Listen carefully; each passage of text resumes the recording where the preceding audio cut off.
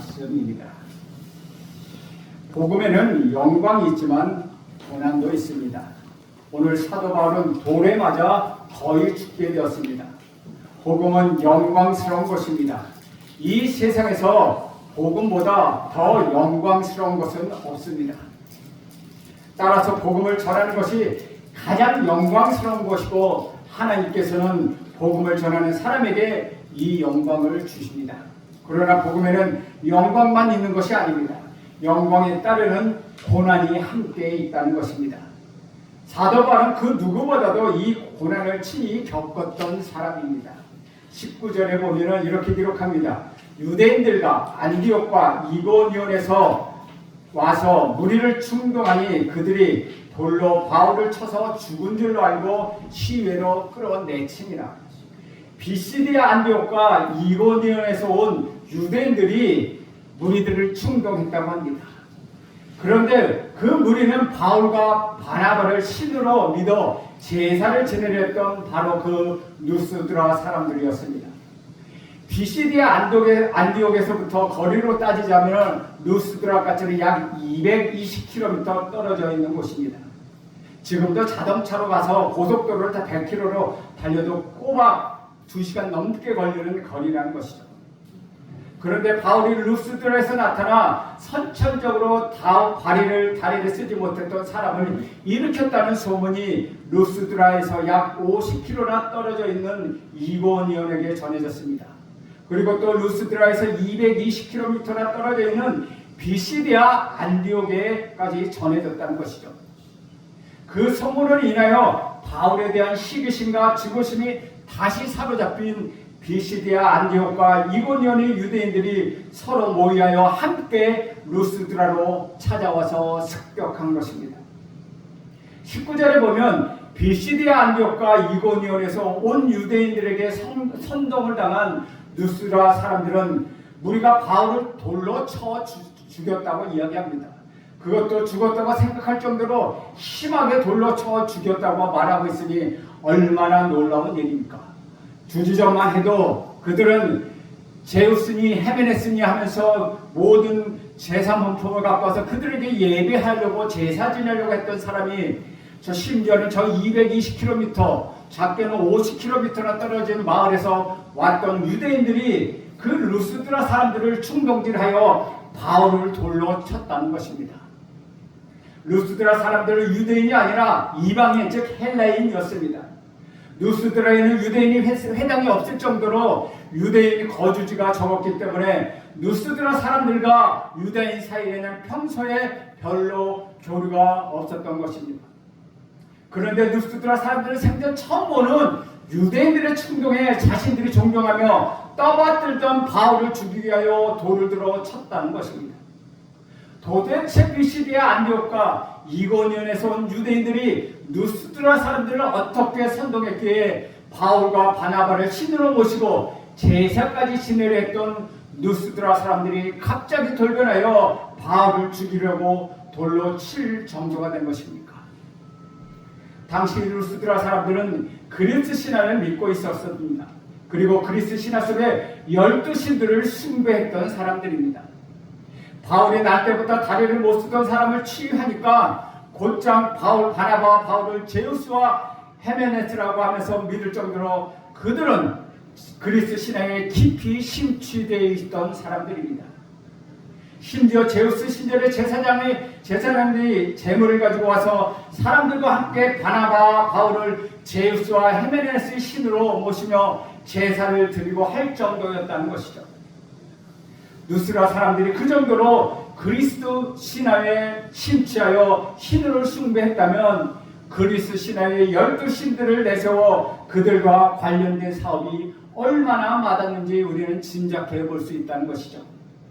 제우스 신당 외에 나머지 11신을 위하여 11개 신당들이 있었는데 각 신당마다 제사장의 사제들이 있었습니다. 그뿐만 아니라 그 신전의 재물과 재물을 장식할 꽃과 장식품들을 담당하는 사업가들이 당연히 거기에 붙어 있었다는 것이죠. 그리고 산당을 짓고 보수하는 건축업자도 당연히 거기에 함께 있었다는 것입니다. 게다가 12신의 신상을 만들거나 그림을 그려서 팔며 장사하는 사람들, 또 12시가 관련된 각종 기념품을 만들고 판매하는 사람들, 나가서 파는 판매들은 또 얼마나 많겠습니까? 지금도 유명한 유적지나 관광지나 역사적인 곳에 가보면 전부 그런 것을 팔고 있지 않습니까? 그 많은 사람들이 각각 자기 가족의 제사들을 위하여 신전들에 찾아와 지출하는 금액, 그 금액을 합치면 어마어마한 액수였다는 것이죠. 그래서 루스드라 사람들이 대부분의 경제활동이 직접적이든 간접적이든 그 신화 속의 12신들과 모두 관련이 있었다는 것입니다. 그런데 지금 그렇게 살던 루스드라 사람들에게 바울은 무엇라고 설교했습니까? 사람의 손에 의하여 만들어진 것, 눈에 보이는 것을 숭배하는 것은 헛된 일이다. 그런 일을 다 버리라고 그는 설교했다는 것입니다. 만약 루스드라 사람들이 바울의 말을 듣고 눈에 보이는 제우스와 헤르메스와 같은 신상을 더 이상 섬기지 않는다면 그리스 신화의 12신들과 직접 간접적으로 얽혀있는 루스드라 사람들, 특히 사업하는 사람들, 경제적으로 큰 손해를 보게 될 것입니다. 그러나 루스드라 사람들은 선천적으로 다리를 못 쓰던 사람을 일으킨 사도 바울의 영적 파워에 압도되어 큰 감동을 받았습니다. 또 바울이 전하는 말씀이 얼마나 좋은 하나님의 말씀입니까? 그래서 조금 힘들긴 해도 참 훌륭한 사람이라고 하며 반대하지는 않았습니다. 그런데 바로 그때 비시대 안디옥과 이고니온에서 온 유대인들은 루스드라 사람들이 이득의 문제, 그 돈 문제를 건드렸다는 것이죠.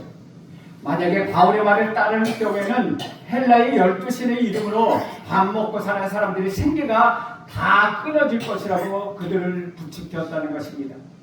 바울은 그들의 삶에 도움을 주러 온 것이 아니라 오히려 파괴하고 그것을 없이 하려고 하는 추mak자라는 식으로 바울을 모함하고 매도했다는 것이죠.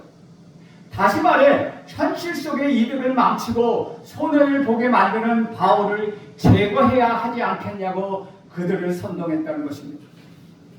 유대인들의 선동에 넘어간 루스드라 사람들은 현실 속에서 이득을 지키기 위하여 유대인과 함께 바울을 돌로 쳐 죽일 것을 선택했습니다. 그래서 여기서 우리는 배우는 것이 하나 있습니다. 사람들은 모든 것이 다 사실이 아니어도 자기가 듣고 싶은 것만 듣는다는 것입니다. 자기가 원하는 것만 보고 자기가 원하는 것만 듣는다는 것이죠. 그러니까 자기가 원하는 것이 평소에 있는데 그것을 건드려 주니까 거기에 확 넘어가서 사실이 아닌 것 같이 사실로 생각한다는 것입니다. 저는 여러분이 정확히 알고 정확히 듣고 정확히 판단하기를 간절히 바랍니다. 사랑하는 여러분, 신앙과 돈이 연결되면 정말 신앙을 지킬 수 있겠습니까? 평소에 교회에 나와서 예배하고 한번 예배할 때 올 때마다 10,000원씩 내라고 나라에서 돈을 걷는다고 하면은 그래도 조금 나올 사람이 있을 것입니다. 그런데 한번 나올 때마다 10만 원을 내라고 하면은 그 숫자가 점점 줄어들 것입니다. 또 한번 나올 때마다 100만 원을 내야 한다면 아마도 나올 사람은 거의 없을 것입니다. 우리의 이권이나 이해관계에 얽힌다면 신앙을 지킬 수 있을지 우리는 자신할 수 없다는 것입니다. 바로 이 사람들이 바로 그런 경우라는 것이죠. 바울을 돌로 쳐 죽이려 했다는 것은 자신들의 현식의 이득을 지키기 위하여 유대인들의 꼬임에 넘어간 것입니다. 그리고 그들이 그렇게 바울을 돌로 쳐 죽이려 했던 것은 하나님을 거부한 것이고 돈을 위하여 하나님이 주시려는 영원한 생명과 구원을 거부한 것입니다. 얼마나 안타까운 일입니까? 루스드라 사람들이 선동한 것은 헬라 사람들이 아니라 바울과 같은 유대인들이었습니다. 유대 종교의 율법은 성 안에서 사람을 돌로 쳐 죽이는 것을 금지하고 있습니다. 그래서 스데반이 죽을 때도 예루살렘 성 안에서 죽이지 않고 밖으로 끌어내서 돌로 쳐 죽였습니다. 그런데 바울이 사울이라는 이름으로 활동할 때 바로 거기에 진두지휘했던 사람 아니겠습니까? 그러나 여기 유대인들은 자신의 목적을 이루기 위하여 자신들이 그토록 신봉하고 따르는 율법을 어기고 성 안에서 바울을 돌로 쳤습니다. 루스드라 사람들이 그랬다면 그것은 이방이니까 하나님을 믿는 사람들이 아니니까 그렇게 괜찮다고 할 수 있습니다. 왜냐하면 그들은 율법을 모르기 때문입니다. 그런데 유대인들은 하나님 믿는 사람들이고 하나님의 율법이 알면 분명히 사람을 성 안에서 돌로 치면 안 된다고 기록하고 있습니다. 그런데도 그들은 그냥 돌로 성 안에서 바울을 쳤다는 것이죠. 왜냐하면 율법을 지키는 것보다 자신들의 목적을 이루는 것이 더 중요했기 때문입니다. 얼마나 사악한 사람들입니까? 하나님을 믿으며 하나님을 향한 열정을 가지고 있다고 하면서도 악한 방법으로 하여 하나님의 말씀을 어기고 있다는 것이죠. 그리고 그들은 바울이 죽었다고 생각하고 바울의 시체를 질질 끌고 나가 성 밖에 내버렸다는 것입니다. 여기서 이렇게 그냥 끝나면 바울이 얼마나 비참한 인생입니까? 그런데 바울이 세상 사람들 보기에 미련해 보이는 그 길을 간 것은 그가 정말 미련해서가 아니라 누구보다도 신실한 믿음의 사람이었기 때문입니다. 그는 복음의 사명자였기 때문입니다. 그러므로 바울이 루스드라에서 돌에 맞아 죽은 것은 결코 거기서 바울의 인생이 끝날 수 없다는 것입니다. 20절 말씀을 보겠습니다. 20절 보면 제자들이 둘러서 있을 때 바울이 일어나 그 성에 들어갔다가 이튿날 바나바와 함께 더베로 가서, 제가 성경을 읽을 때마다 참으로 의아하고 놀라운 장면이 바로 여기입니다. 별로 설명이 없습니다. 제자들이 둘러서 있을 때 바울이 일어났다고 간단히 기록하고 있다는 것이죠.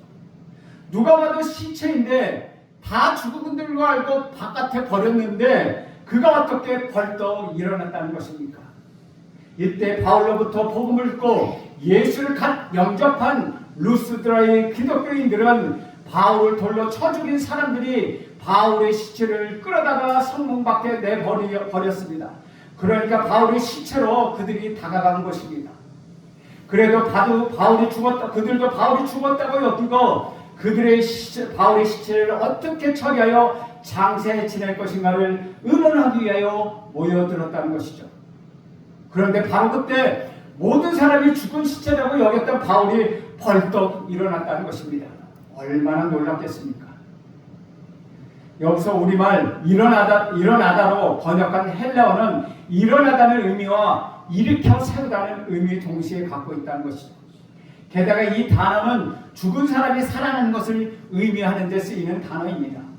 우리 예수님께서 사역의 막바지에 제자들과 함께 예루살렘으로 올라가면서 제자들에게 내가 예루살렘에서 고난을 당하고 십자가에 못 박혀 죽겠지만 사흘째 되는 날에 죽은 가운데서 다시 살아날 것이다 라고 말씀하십니다. 그때 살아나다라는 단어가 이 단어와 같은 단어 아니스테마라는 것입니다.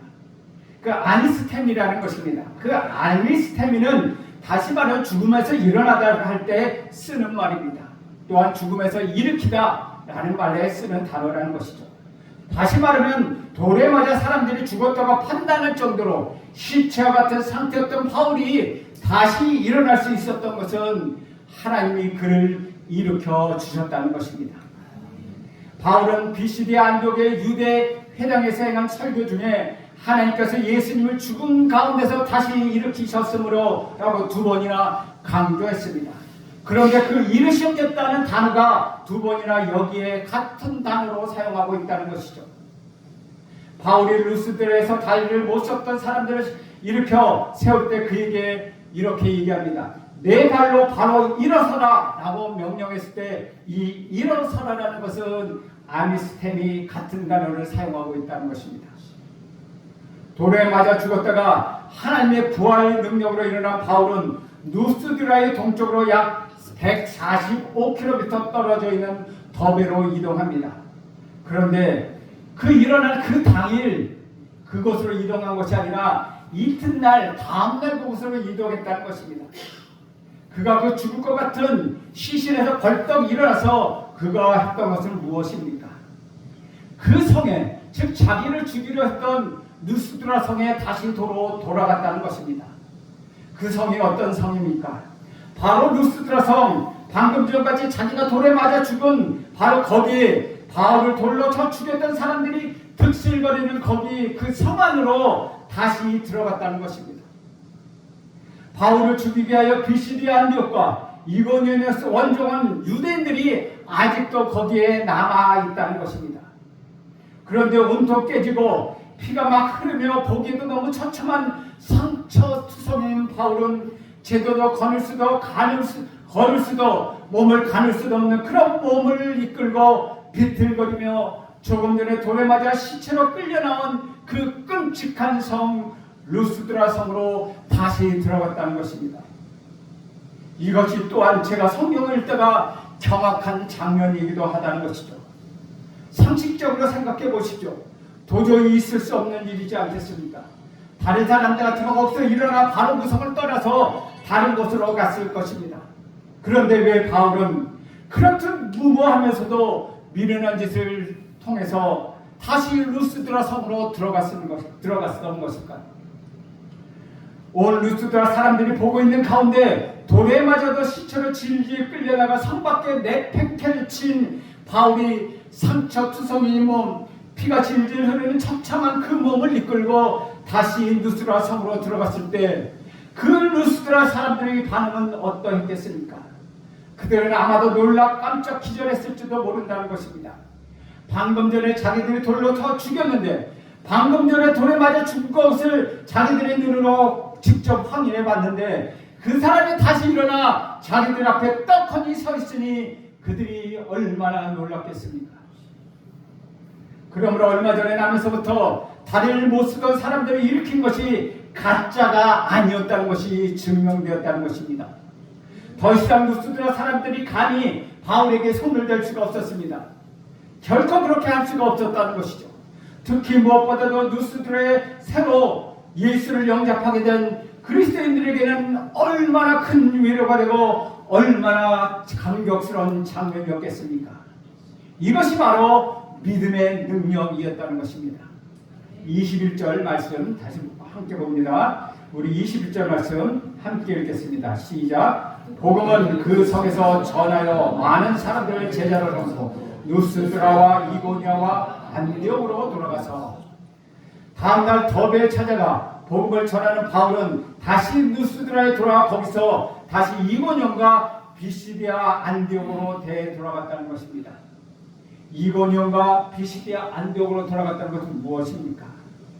이고니온과 이고니온의 유대인들이 역시 바울을 돌로 쳐 죽이려 하지 않았습니까? 비시디아 안디옥의 유대인들은 귀부인과 유력자들을 선동하여 바울을 박해하고 그 도시에서 쫓아내지 않았습니까? 그렇다면 이고니온과 비시디아 안디옥도 위험했기 때문에 바울이 돌아가서는 안 되는 곳이었습니다.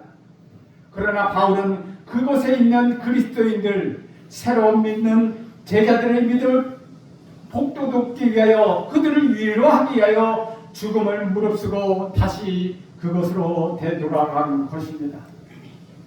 돌에 맞아 죽을 위기에 일어나 루스드라 성으로 다시 들어갔던 바울은 다음날 더베로 갔다고 했습니다. 더베는 루스드라로부터 동쪽으로 약 450km 떨어진 것입니다. 450km라면 걸어서 4-5일 정도 걸리는 거리입니다. 상처투성이었고 온몸이 아픈 바울에게는 결코 가까운 거리가 아니었다는 것이죠. 그러나 그는 더베에 도착하자마자 쉴 새 없이 복음을 전했다는 것입니다. 덕분에 더베에 많은 사람들이 복음을 영접하고 그리스도인이 되었습니다. 험한 산길인 타우루스 산맥을 넘어 험한 산길인 타우루스 산맥을 넘어 비시디아 안디옥과 이고니온과 루스드라를 거쳐 더베에 이르기까지 바울이 유일하게 유대인들의 방해를 받지 않고 복음을 전할 수 있었던 그것이 바로 이곳 더베였다는 것입니다. 그런데 여기서 더 중요한 것은 더베에서 동쪽으로 약 190km 더 가면은 다시 말하면 일주일 정도만 걸어간다면은 바울의 고향인 다소가 있습니다. 다소에서 배를 탈 수 있었기 때문에 더베에서 수리아 안디옥으로 돌아가게 된 다소라는 장소가 아주 좋은 장소였다는 것이죠. 즉 1차 전도 여행지 출발지인 다시 안디옥으로 가 1차 전도 여행을 끝낼 수 있는 곳, 그것이 적당한 곳이 바로 다소였다는 것입니다. 바울이 다소로 가야 할 또 다른 이유는 그것은 자기 고향이었기 때문에 자기들의 가족들이 있었다는 것입니다. 평소에 바울이라면 아주 가까운 곳에 있는 고향을 그냥 지나칠 수가 없었습니다. 그러나 버거에 도착하여 풍독병에 걸렸고 그 병에 시달리는 병약한 몸으로 목숨을 걸고 험한 타우루스 산맥을 넘어 30개의 산을 지나서 비시디아 안디옥으로 갔습니다. 또 그곳 가는 곳마다 유대인들이 바울을 박해하여 죽이려고 했습니다. 루스드라에서 돌에 맞아 죽었다 죽을 뻔도 하였다는 것이죠. 몸이 아주 상했습니다. 이 상한 몸을 겨우 이끌고 145km나 떨어진 더베에서 계속 복음을 전했다는 것이죠.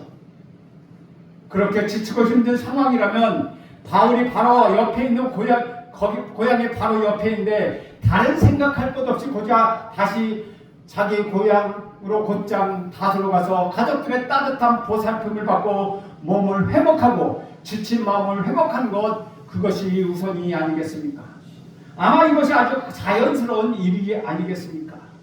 게다가 거기서 조금 쉬었다가 그 길로 가면 원래 떠났던 수리아 안쪽으로 쉽게 갈 수 있는 최단 코스였다는 것입니다. 그런데 바울은 자기 고향을 바로 앞에 두고 고향으로 조양을 찾아가지 않았습니다. 오히려 고향이 동쪽으로 가지 않고 반대로 다시 서쪽으로 향하여 오던 길을 되돌아가며 루스드라와 이고년과 피시디아 안디옥으로 향했다는 것이죠. 바울이 위험하고 먼 길을 선택했던 것은 무엇입니까? 자기를 통하여 복음을 듣고 예수를 믿는 사람들을 다시 만나 핍박과 박해 상황에서도 그들의 믿음을 복돋아주고 그들을 위로할 필요가 있었기 때문이라는 것이죠. 우리는 여기서 중요한 원리 하나를 발견합니다. 예수 그리스도의 복음을 전할 때 반대하는 사탄의 공격이 반드시 있다는 것입니다. 방해와 핍박이 항상 있었다는 것이죠. 하지만 하나님께서 예비하신 구원의 영혼 또한 거기에 있다는 것입니다. 그렇게 포기하지 않고 복음의 사역을 감당해야만 한다는 것입니다. 22절 말씀도 우리 함께 읽겠습니다. 시작. 제자들의 마음을 굳게 하여 이 믿음에 머물러 있으라 권하고 또 우리가 하나님 나라에 들어가려면 많은 환난을 겪어야 할 것이니라. 비시디아 안디옥의 그리스도인들은 자신들에게 복음을 전해주는 바울이 유대인들에게 선동당한 귀부인들과 유력자들의 박해 속에서 쫓겨난 것을 목격한 사람들이었습니다. 이고니온의 그리스도인들은 유대인들이 바울을 돌려 쳐 죽이는 것을 자신의 눈으로 직접 본 사람들입니다. 또 루스드라의 그리스도인들은 바울이 자신의 눈앞에서 진짜 돌에 맞아 죽어서 시체가 되어 질질 끌려나가는 것을 직접 목격했던 사람들입니다. 비록 바울이 다시 일어난 것을 보았다 하더라도 그 다음날 바로 떠났기 때문에 루스드라의 제자들은 그 이후에 바울이 어떻게 되었는지 알 수가 없는 상황이었습니다. 그런데 언제 만날지 기약도 할 수 없이 떠났던 바울이 다시 자신의 눈앞에 나타났다는 것이죠. 그를 죽이려는 사람들이 여전히 거기 있었음에도 불구하고 오직 복음을 위하여 자기들을 위하여 목숨을 걸고 바울이 자기들을 다시 찾아온 것을 그들은 보았다는 것이죠. 그렇다면 그들이 바울을 보는 순간 그들이 흔들렸던 그 믿음, 흔들렸던 그 마음이 더 강해지지 않았겠습니까? 바울은 그들에게 이 믿음에 머물러 있으라 라고 권합니다.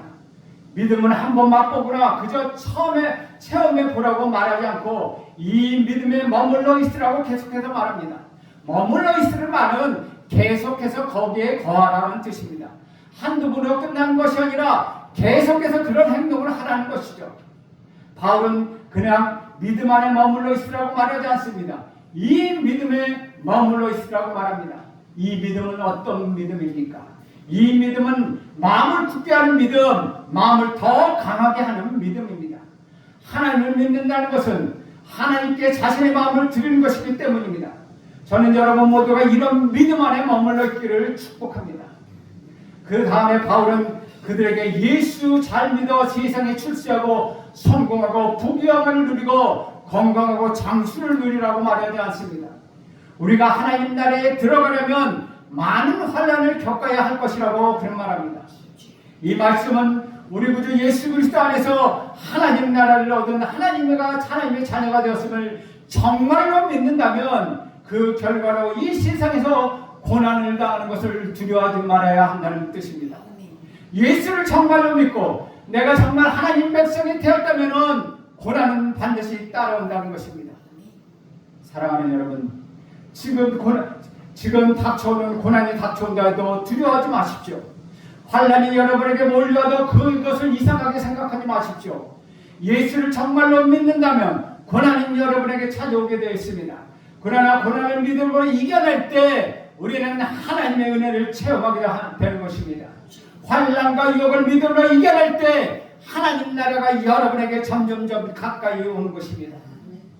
이제 루스드라와 이고니온과 비시디아 안디옥으로 되돌아간 바울은 가는 곳곳마다 장로들을 택하여서 세우고 함께 기도하며 그들이 믿는 주님을 그들을 위하여 위탁했다는 것입니다. 23절에서 25절에 보면 이렇게 기록합니다. 각 교회에서 장로들을 택하여 금식 기도하며 그들의 믿는 주께 그들을 위탁하고 비시디아 가운데에서 지나 밤빌리아에 이르러 말씀을 버가에 전하고 아탈리아로 내려가서 라고 기록하고 있습니다. 여기서 각 교회라는 것은 어떤 것입니까? 갈릴리 지방에 있는 비시디아 안디옥, 이고니온, 누스드라, 더베를 이야기하고 있습니다. 거기에 각 교회에 있는 것보다 장로를 세웠다는 것입니다.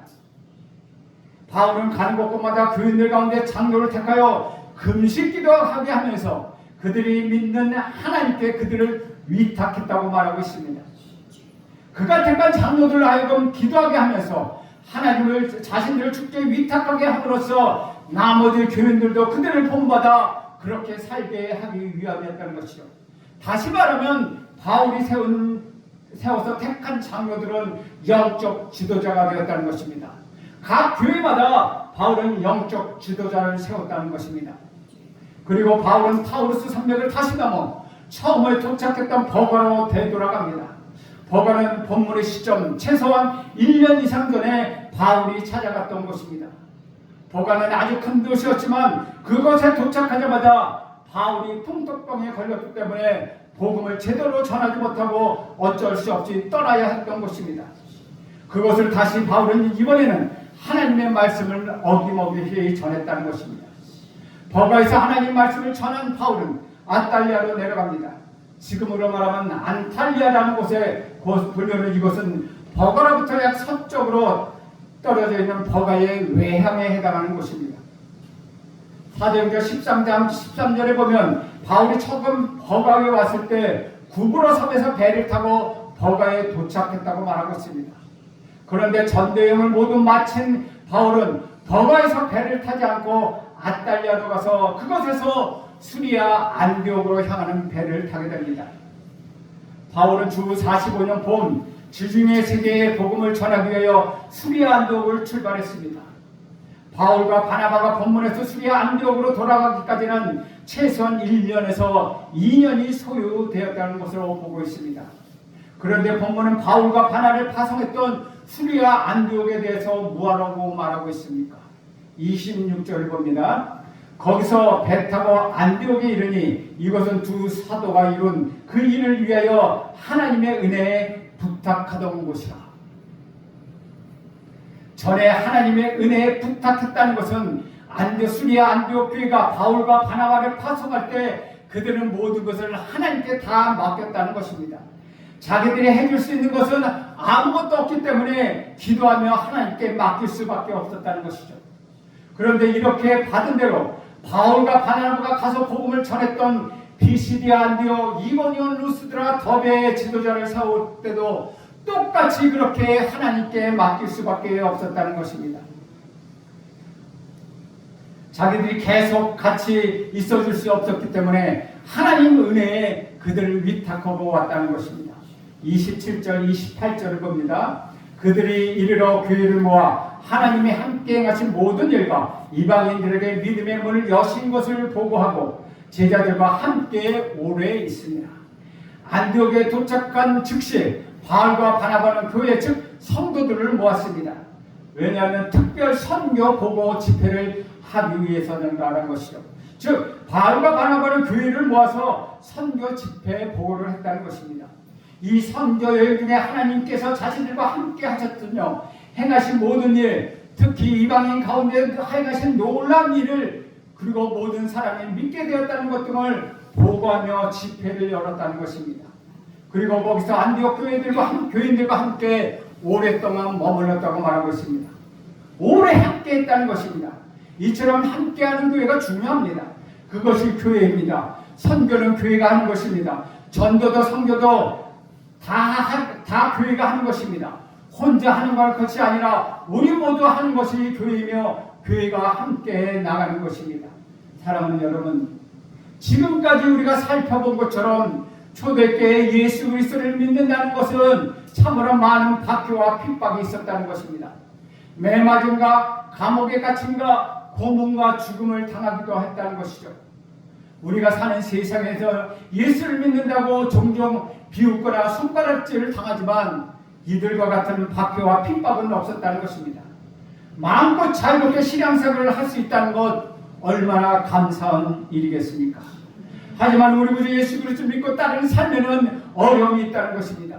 반드시 우리에게 영적 공격이 있습니다. 하나님의 말씀대로 순종하고 살아가려면 희생과 손해, 억울함과 내려놓음 등 어려움이 있다는 것입니다. 그러나 그러한 영적 환난을 겪는 것 당연한 일이라는 것이죠. 그러한 환난이 없다면 이상한 것입니다. 22절 말씀을 다시 기억해야 할 것입니다. 우리가 하나님 나라에 들어가면 많은 환난을 겪어야 할 것이다. 사랑하는 여러분, 이러한 환난을 이기는 자가 하나님 나라에 들어가게 됩니다. 예수를 믿기 때문에 받은 고난과 어려움을 이기는 믿음을 갖도록 기도하십시오. 이 믿음을 가지고 하나님 나라에 이르기까지 많은 환난을 당한다 하더라도 여러분 결코 두려워하지 마십시오. 우리 구주 예수 그리스도를 바라보십시오. 믿음으로 무장하고 선한 싸움을 각오하며 살아가십시오. 그러면 여러분에게 어떤 시대가 어떤 어려움과 어떤 환난 속에서도 믿음으로 승리하게 될 것입니다. 그 믿음이 여러분의 죽음도 두려워하지 않은 강한 하나님 나라의 백성이 되게 할 것입니다. 저는 오늘 이런 믿음이 여러분에게 허락되기를 주님의 이름으로 간절히 기도합니다. 그 믿음으로 세상이 감당을 못할 놀라운 하나님 사랑으로 여러분 모두 세워지기를 간절히 바랍니다. 죽다가 살아나는 경험을 하더라도 그래도 멈추지 않는 믿음의 여정을 살아나가는 여러분 모두가 되기를 축복합니다. 기도하겠습니다. 하나님 아버지, 오늘도 말씀을 통하여 하나님 역사를 바라볼 수 있게 하시니 감사드립니다.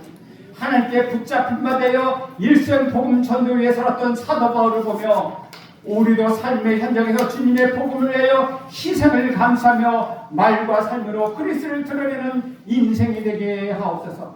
또한 믿음의 사람들을 권면하며 세우며 하나님과 함께 동역하는 하나님 나라의 일꾼으로 살게 하옵소서. 우리를 통한 믿음의 문이 열리는 역사가 날마다 우리에게 있게 하옵소서. 예수님의 이름으로 기도합니다. 아멘.